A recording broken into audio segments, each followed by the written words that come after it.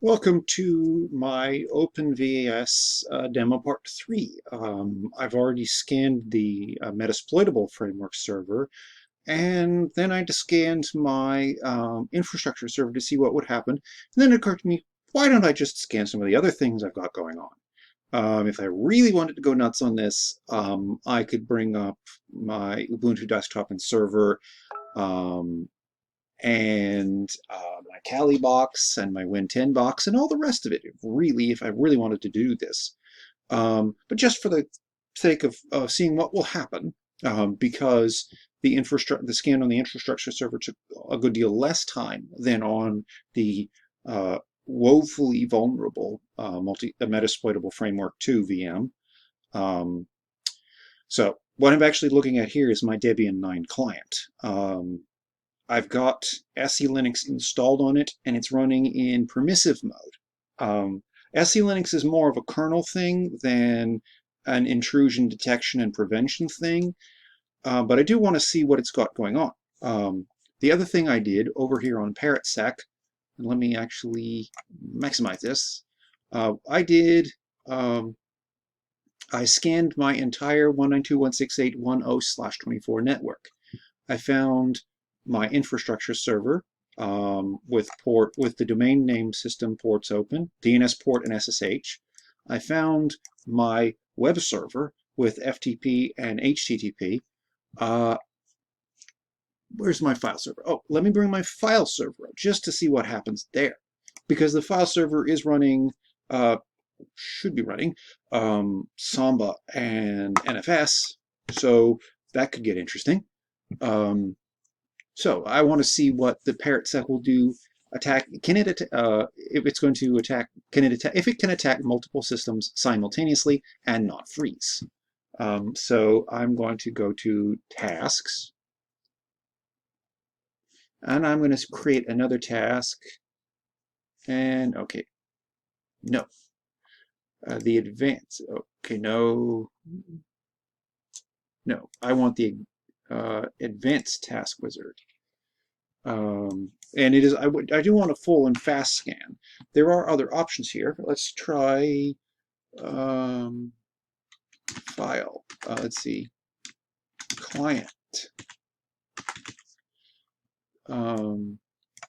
So I've got my full and fast ultimate. I might try one of these other options later. But I can see my Debian 9 client here this is the 10.0 system. Actually, let me double check that.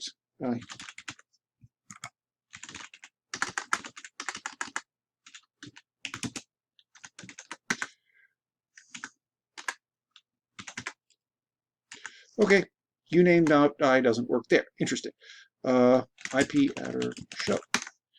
And this is 10.0, as I was kind of expecting. Okay, so I could do 182.168.1.10. Now, if you didn't know what all was there, if you hadn't just run this kind of scan, you could do this. So it's going to create that. And then I'm going to do the same thing because I want to attack the infrastructure server. And advanced task wizard. So, okay, I've already done the infrastructure wizard. Let's do my services. And that is 192.168.1.5. As we can see over here, 1.5 is my FTP and my HTTP. So it's going to create there.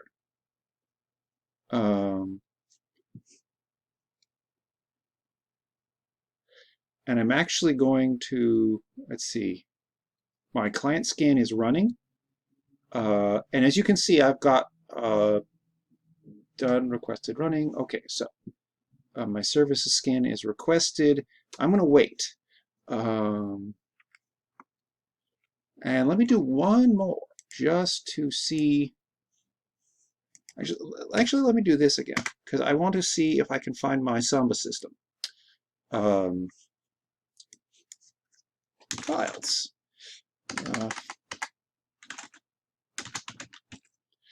and 192.168.1. Let's see what this is. Let's see. Okay, yes, 1.3. I see SSH, I see NetBIOS, I see. So, okay, NFS is not open, but Samba is running. So this is 1.2, 1.3, 1.3.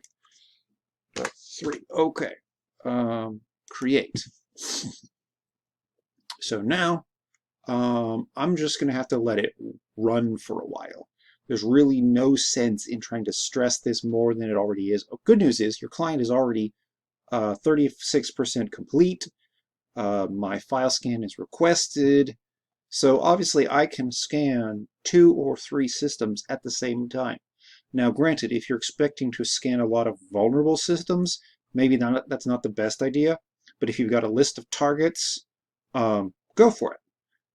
So I'm going to pause this here and minimize a bunch of stuff so I don't. Actually, one of the other things I need to stop. Okay, I actually had. Oh, good. I didn't have top running here. I'm going to leave that up. So good. I'll pause this here. Okay, and I got some more results. My services scan came back with some moderately interesting information. It took 6 seconds. Fix this. Yes, good. Spelled better. So I've got a banner grab. Actually, let me go back. So I've got OS detection. I've got an unencrypted FTP login. I've got some things I can do to protect TCP and sorry, not TCP, FTP and HTTP a little bit better. My ICMP timestamp detection worked. Let's see, what's that? Some mitigation. So yeah, I could do some research and lock these things down a little bit better. So there's that. And let me see, my file scanner. So I've got 12 minutes, 20 results. Some SSH protocol versions, some SMB, lots of SMB and SSH stuff. Now, if I added NFS into this, that would add more vulnerabilities and more things for me to close off.